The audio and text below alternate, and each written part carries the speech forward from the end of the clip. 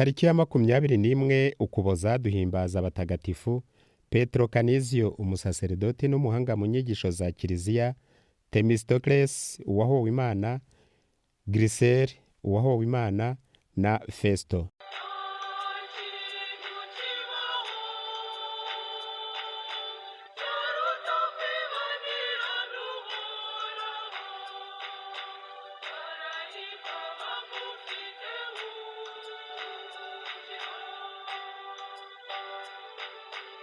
Petro Canizio yabayeho mu mwaka w'1521 kugeza mu 1597. Petro Canizio yavukiye mu Buholandi, ariko amashuri ayarangiriza muri kaminuza ya Cologne mu Budage. Mu mwaka w'1543 yinjiye mu muryango w'abayezuwiti mu Budage. Yabaye umwarimu w'indahinyuka mu mashuri, akigisha gatigisimu cyane, ataretse kandi no kwigisha kenshi mu Kiliziya. Aba rwose intumwa koko yitangiye kwamamaza ivanjiri. Hashize iminsi, Papa aramumenya, aramushima cyane, amugira intumwa ye yizeye ndetse akajya anamutuma henshi mu bategetsi. Yatorewe kandi inshuro nyinshi kuba umukuru w'ibigo byinshi by'umuryango wabo, yubakisha amashuri y'amaseminari na za koleji.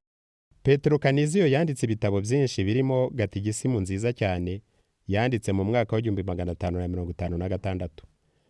Yabaye umurwanashyaka w'ingoma y'Imana, arwanya ahanini inyigisho nyinshi zarwanyaga amahame y'ukwemera.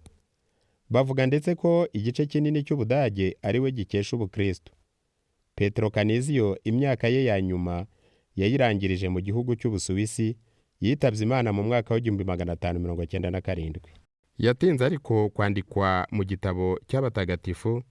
Ni Papa Pio wa 11 wakimwanditsemo, ni nawe kandi wamwanditse no mu cy'abarimu ba Kiliziya mu mwaka w'1927.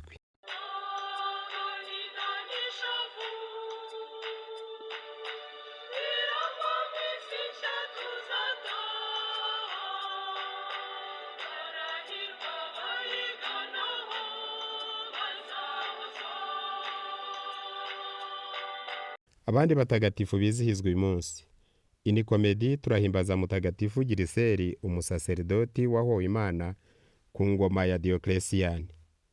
Muri Tosikani turahimbaza mutagatifu Festo wahowe Imana. Muri Lisiya turahimbaza mutagatifu Themistocles wahowe Imana ku ngoma ya Desi. Bashakaga mutagatifu Dioscore ngo bamwice kugira ngo amukize. Themistocles yitanga mu kigwi cye. Mwabiteguriwe kandi mubigezwaho na Komisiyo y'itumanaho ya Paroisse Crete Congo Nil. Murabyumva mu ijwi rya André ku bufatanye na Holyland TV Rwanda. Mugira amahoro.